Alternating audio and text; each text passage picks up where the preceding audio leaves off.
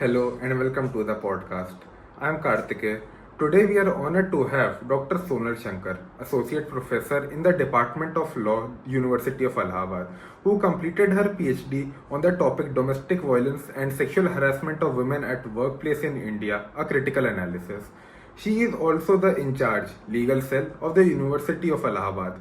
Thank you for joining us, Dr. Shankar. Hello, Karthike. Quick note, this episode is part of the Professor V.S. Mallar Memorial Legal Aid Competitions podcast component. We'll keep the conversation practical and survivor centered, and we'll avoid naming anyone or sharing identifiable personal details. Dr. Shankar, before we jump in, could you tell us why you chose to work on domestic violence and gender studies? Okay, Karthike. See, I wanted to showcase that women, though they have moved out of their homes, besides shouldering their traditional domestic responsibilities, they are venturing out for economic empowerment. But then, there are offences at both the ends of spectrum. At home, there is domestic violence, and at workplace, there is sexual harassment of women at workplace. So this was the first reason. Secondly, at that point of time, when I undertook this research, the domestic violence legislation was a relatively new piece of legislation. I wanted to analyze it, the outcomes, the interpretations, and for sexual harassment, there was no law as such except the Vishakha guidelines. So I wanted to suggest the law. So that was the justification of my research. Dr. Shankar, many people think of domestic violence only as physical assault. From your research and teaching, how should we understand domestic violence more broadly? What forms does it take? And why does that broader definition matter for legal protection? Rightly said that many people do understand that domestic violence means only physical violence, beating, or a similar form of violence. However, domestic violence has far broader connotations than that. In fact, before we dwell into the connotations of domestic violence per se, let's also understand that how was domestic violence dealt under section 498A of the IPC, old IPC, okay, which dealt with matrimonial cruelty. That particular section also was largely focused by the authorities and the complainants for physical abuse and for this dowry related demands. However, though it had the capacity to include mental harassment, but there were very few cases which spoke about mental harassment. When this Domestic Violence Act came in, the definition which this act has adopted is keeping in consonance with the international developments and the new definitions of domestic violence. And apart from physical abuse, it includes mental abuse, economic, social, verbal, different kinds of abuse. To take for that matter an example, physical violence can be seen, there is an evidence, there are physical scars, there is pain, agony. However, for mental abuse, you will not see any outward scar, but the kind of pain, kind of torture which it creates for the women, it goes on, it is there for her life. So a thing like taunting a woman for not having a boy child, or taunting a woman for her complexion, or alienating her her from her stridhan, or taking away her economic resources, or not providing her with economic resources, all these would be part of domestic violence now. And as for the question that how far the broader definition will enhance the legal protection, so answer is simple. The broader the definition, there are more contours of protection. Okay, previously people who thought that domestic violence is only physical harassment and it is not a clearly defined mental harassment, or how and on what grounds should they take action. Now there are listed grounds also, listed examples also, and obviously rest is matter of interpretation. You have described emotional, economic, and sexual forms. How do courts and authorities typically respond when the violence are not physical? Okay.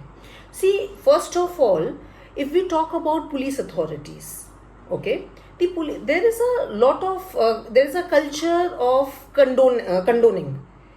Police, it starts acting as an arbitrator or a counselor for that matter, which it is not supposed to do. It starts explaining that it is okay, he's at least not beating you. So this kind of attitude by the police, it makes it difficult for the women to approach the authorities for mental violence. And as far as judiciary is concerned, judiciary, yes, it is taking into account the mental violence also. You can see the judgments where the court is talking about mental violence, where the court is expounding the meaning of domestic violence. Is social stigma stronger in the urban context or rural context today? Surely in the urban context. And do you see any change among younger women regarding this stigma? Yes, I do. I see a considerable, a perceptible change in the women. They are aware of their rights, they are forthcoming, they know that they are not going to take domestic violence lying as it is. They are a different version of their counterparts in yesteryears. And in urban setting, the stigma is high because the women, the kind of groups they move in, they do not want to accept that something like violence is happening with them, whether physical or mental. Like you said, if a survivor says, I can't afford to antagonize the family or incriminate my husband, what immediate legal or non-legal interventions actually help? See, immediate legal interventions, if you are talking, then surely the husband or the family name would come up. However, for the non-legal interventions, if we can talk about NGOs, we can talk about shelter homes, we can talk about counseling groups, the support groups.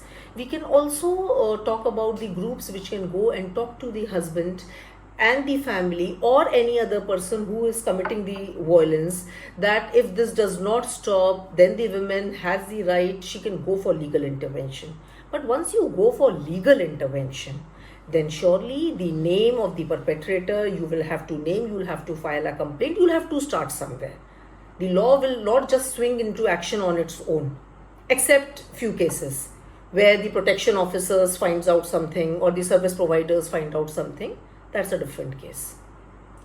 The Protection of Women from Domestic Violence Act is a landmark law, but implementation critics are loud. From your perspective, where are the act's main strengths and where does it fall most on the ground? See, the act, it's a praiseworthy piece of legislation. In fact, it's a unique piece of legislation which combines the civil and the criminal remedies both. Though it's a civil piece of legislation, but for breach of protection orders, there is a provision for fine and imprisonment both. Otherwise, you'll find this particular legislation reflecting the best of the world's jurisprudence. The residence order, the custody order, the protection orders, it can be tailor-made, it can be customized for the women. For example, if you talk about residence order, in residence order, the judge has the right, either he or she can offer alternate residence for women, or can even earmark a particular part of residence of the residence in which she is staying. Okay. If you talk about protection order, it can take various forms, including the injunction, that is perpetrator. An injunction can be issued against the perpetrator that he should not visit the workplace of the women, he should not visit the school where the lady is going, or he should not even visit the women at the home. So the kind of remedies which this act offers, they are unparalleled for addressing the concerns of violence. One thing which must be understood, that though previously there were criminal remedies, okay, but still this particular piece of legislation was brought in. Why? Because women, they wanted protection from domestic violence, but they did not want that their husband should be jailed. Okay, they just wanted that their particular concerns should be addressed. So only this particular piece of legislation with the kind of remedies which it offers could have addressed that. And where the act fails is the enforcement and implementation machinery. Why? Because the service providers, the protection officers, they are just not enough. Considering the magnitude of the problem, considering the number of the cases, there is understaffing of the protection officers, the service providers, and we all of us know that already there is a lot of understaffing problem in police. So there are four major limbs of the enforcement: the magistrate, the police, protection officers, and the service providers. And all four are suffering from understaffing. So that is where the act buckles down. Orders like residence monetary relief, like you said, exist on paper. Why are they often delayed or ignored? See, why are they often delayed or ignored? These are two things. First is passing of the order, which is happening in the court of law. Second is implementation of the order. Okay, so if the husband is not implementing the order, then the wife has to get the order implemented. Then those procedural lapses, okay, that those delays, they are marring the system. Have any judicial pronouncements over the last decades changed how the act is applied, for better or worse? Okay. See, if I remember, I am not able to recall the exact case, but in case of residence, for that matter, there are in fact number of judgments which interpreted that who will have a right to residence. Okay, shared household. Who has the right to stay in the shared household?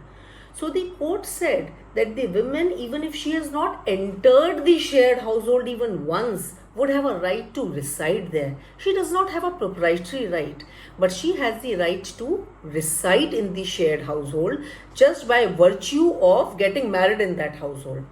Because there were many cases where women got married, then they just moved, they did not even step into their in-laws' home, moved out with their husbands, and the husband died. Now women wanted to come and stay with the in-laws. In-laws are saying that she does not have a right to reside because she has never stayed in the shared household. But now there are number of judgments which say that right to reside will come because she has a right to reside in the shared household, even though she did not reside for any point of time. Moreover, in 2016 Harsora versus Harsora judgment, the court changed that particular proviso of the definition of respondent, that it is not only men, now it can be also women who can be made respondent. We have heard about various institutions in this context: legal aid clinics, institutional outreach, probation officers. In practical terms, how well are protection officers and legal services authorities performing? Where are the capacity gaps? See, the capacity gaps, if you're talking, there are significant capacity gaps. Just the sheer number is too much, that the best of the systems, they buckle under pressure. That is one very big issue which our country faces, be it enforcement of any legislation. The number of complaints, the number of services which are required are just too many. And the service providers, the protection officers are lesser in number. So the first capacity gap lies in the numbers. That has to be taken very seriously. Adequate number of protection officers have to be appointed. Adequate number of shelter homes have to be opened. The medical facilities, they have to gear up for that matter. Okay? And can you just repeat the question which Sure. I was asking how well are protection officers and legal services actually performing, and what are the capacity gaps? Okay, so capacity gaps I have spoken about, the resources and the number, and how well are they actually performing. Though I have not undertaken any field research, but I have been reading the newspaper reports and things. The service providers and protection officers, though there is a lot of duplicacy of their functions, they are trying to do their bit. Whenever they receive some complaints, they are completing the formalities, they are sending the reports to the police, they are working in tandem with each other. They are trying to do, but they can do as much as they can do, as much as the limited number can do. So this capacity gap has to be filled in. Otherwise, there is a problem. If you had to prioritize one reform from protection officers in the next year, what would that be? If I have to prioritize one reform for the protection officers, okay, so I would again say that you have to appoint more protection officers. And secondly, the duplicacy of the functions of the service providers and protection officers can perhaps be lessened. Okay, they can be given different functions. There is sometimes mistrust between the NGOs and the official services. How can this mistrust be won over, and how can coordination be strengthened? See, NGOs and official services, the problem, what happens? It is the NGO who will take up a problem of a woman, who will go to the police officer and would say that you people are not doing your job. And the police officer would say, भाई मुझको मेरा काम मत सिखाओ. You are an NGO, do your social service, the enforcement should be with us. So sensitization programs, okay? The NGOs must be handpicked, the top NGOs who are working, some representatives from them should come and talk to the police officer, which is happening. They should talk to the top police officers so that there is a top-down approach. And for the bottom-up approach, the NGOs need to move to the police stations, their top bosses. They need to instruct that you have to work in tandem with the NGOs. They are trying to help us. And for that matter, then you obviously need to identify the genuine NGOs from the not so genuine one. Then only they can work in tandem. You have also worked on gendered violence in workplace and elsewhere. How does pregnancy-related violence and intersectional factors, caste, class, disability, complicate access to remedies? Okay. See, intersectional word in itself is not a very magical word. Intersectionality only tells the policymakers that why there is a gap in the law and why people who are left behind are left behind. Okay, intersectionality only tells us that how different factors affect the implementation of the law. It affects how the law affects a person. For example, a woman who may be a Dalit or who is disabled, okay, she'll be far more vulnerable than anybody else.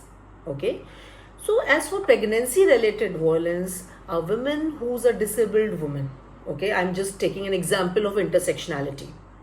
She will be far more vulnerable to any pregnancy related violence, to any female feticide, to any other particular form of violence than any other able woman. Okay, so now this intersectionality would tell the authorities, would tell the legislature that yes, you need a law, a stronger law which will include or which will have a provision for disabled women. So this is how intersectionality will help in getting the reforms in law. Are there successful models in India where intersectional outreach improved reporting or support? Yes, the Sexual Harassment Act itself. Sexual Harassment Act is an example which has reflected intersectionality by including domestic workers or women of unorganized sector. It is not only women of organized sector which have been included, but they have also included women of unorganized sector, including the domestic workers. So these domestic workers, unorganized sectors, this itself is an example of intersectionality. Intersectionality is nothing but different sections, how it affects, how it is going to create a final impact. Okay, so sexual harassment is a model where yes, they have considered intersectionality, but even though then also they have fallen short, because it is only women they are focusing. Now with the third gender also coming up, okay, with disabled women also coming up, you're not talking about those problems. You're not talking about, for example, for a Dalit woman, okay, it is sexual harassment plus caste discrimination both, which an upper caste women might not suffer. So these considerations, they need to be taken care of. But yes, Sexual Harassment Act is an example where the legislature has taken care of intersectionality at the first place. Some argue intersectionality is only a theoretical tool, not a practical one. Can you point to concrete policy changes that flow from it? In case of sexual harassment itself, I told you that how intersectionality has been adopted by the legislature by demarcating them between the organized and the unorganized sector. And intersectionality, if it is taken in, then only you can make sensitive laws which are going to reach the most vulnerable, laws which are going to reach the one who has been left out. Okay, so you will have to find out laws, you will have to depend on intersectionality. It is not a theoretical term, in fact it's a very practical term. It tells legislature why people are left and how they should be included. For example, let's talk about disability. Okay, you have seen that lately so many laws have been made. Okay, if you will not consider disability as a particular section or as a particular class, could you have made the law? No, you could not have made the law. So intersectionality is important. Having those ramps to the posh office is your sexual harassment complaints office, to the posh office becomes an important part of considering intersectionality also. So it's not a theoretical term, it's a practical term. It has to be included, it has to be considered by the legislature, by the governments, by the implementing authorities. If they are dealing with a pregnant woman, if they are dealing with a Dalit women, if they are dealing with a disabled woman or a disabled man for that matter, they will have to be more careful, they'll have to be more sensitive. Yes. What mix of legal aid, counseling, and digital tools work best for survivors in low resources areas? Are telelegal clinics or helplines real solutions or just stopgaps? See, when you are talking about low resources, then in itself the digital field takes a backseat. Because when the survivor is a low resource survivor, surely might not be having many gadgets, might not be having uninterrupted internet connection for that matter, might not be educated enough or knowing enough to actually go on a video conference meet to talk to people, might not be in that frame of mind. So for the low resource groups, other than the normal awareness programs, the person contact, the human contact becomes extremely important. However, if we are talking about the areas where people are not able to go, at least for that as a stopgap arrangement, yes, these things can be considered. But no, you have to find out, you have to get in contact with the people there for the low resource groups. Digital access is uneven. How do we prevent virtual services from widening the urban-rural gap? That's what I was just discussing this only. The digital particular services, they will, in fact, you can argue from both sides. They can even shorten the gap and they can even widen the gap, depends on how you provide the services. The affluent urban center already has the access to those resources. They are easy with that, they know how to use them, and they are able to call for help, go for video conferencing, for anything. But the poor resource group does not have them. Okay, so here if one has it and one does not have it, and the person who has it keeps on using it, the gap is going to widen. But if you provide the one who does not have it the means, then the gap is going to lessen. So it is important, if you're talking about digital services, then you need to open up centers at places, at bastis, mohallas, few centers, common centers where people can come, they can register their complaints, there is somebody to help them over video conferencing or some tool by which they can be guided. Because if this is not considered in the policy making, then surely digital resources are going to widen the gap. Confidentiality is critical. Can digital platforms guarantee that? Nothing can guarantee confidentiality in that sense. Right. Because even if you go for paper and pen writing or complaint writing, there are people, it is going to pass through human hands. The problem is confidentiality, though it may be critical, but solutions are more important. So if the solution, if the human touch is not possible, human contact is not possible, and if the digital platforms are able to give you something, then for confidentiality, those platforms should not be just taken away, but it should be ensured that the right kind of people are running those platforms. Then only confidentiality can also be ensured and the result can also be ensured. Finally, if you could recommend three practical policy reforms, policy, institutional, or social, that would most improve women's safety in the next, say, coming 5 years, what would they be? And what Okay. can law students or volunteers do right now to make a measurable impact? Okay. So first, if we talk about three major reforms, institutional reforms. So first reform has to be at the educational level. Okay. Though the result it's very might be very slow, but that is the only concrete way to have a perceptible change. We need to have a chapter on women safety, women dignity, or any other problem which you are trying to solve, right from the beginning till the higher education level, even though if it is not related. Why it is thought? The thing like value education, why it is just a graded subject taught till class 7th or class 8th? Aren't morals or values important even when you become a lawyer or an engineer or a doctor? Why are these subjects totally shunned away? So it is important to integrate these concerns with the syllabi. It is important. You'll have to teach people, you'll have to hammer it down their heads that this is important, this is the law, women need to be respected, dignity of women is important. The second thing can be the awareness. Okay, the awareness at different levels.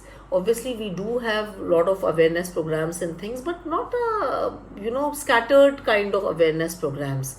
We need to integrate our awareness with the mainstreaming, like the OTT platforms, the televisions, the popular TV channels, the TV shows.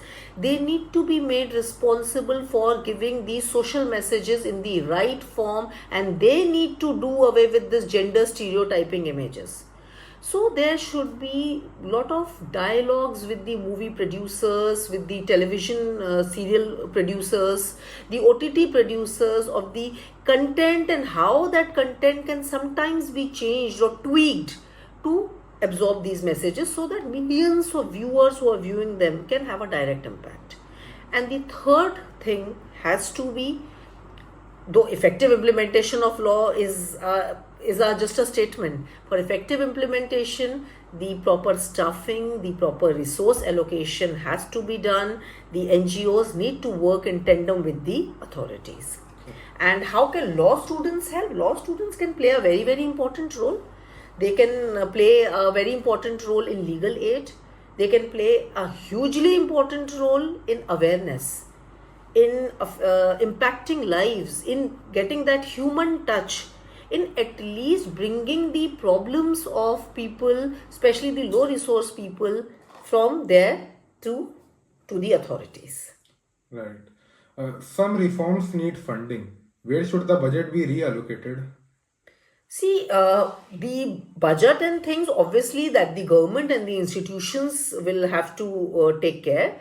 But if the reallocation of budget has to go, it has to go in creation of support services, in creation of shelter homes, in creation of medical facilities. So the budget, a part of budget really needs to go there. For students thinking of legal aid as activism, what ethical red lines must never be crossed? Can you repeat the question? For students thinking of legal aid as activism, what ethical red lines must never be crossed? Legal aid as activism. Legal aid should not be considered as activism. In fact, it's a kind of a duty of every law student and every lawyer. And what limits should not be crossed is that you should never get involved with your the survivor or the complainant. Okay, you need to make a particular distance, maintain a particular distance. You need not get totally emotionally involved with that person's trauma. You should be able to look at that trauma as an onlooker, make a particular judgment, help that person, and move on so that you can help others too. Dr. Shankar, thank you. This was rich, practical, and very thought provoking.